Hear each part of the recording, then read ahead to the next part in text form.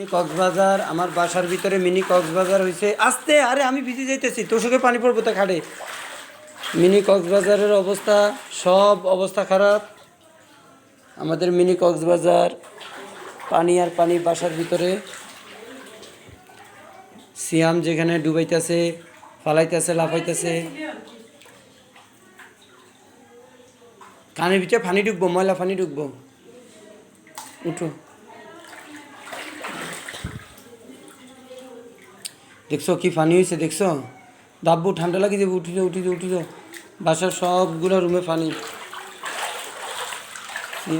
পানি রে।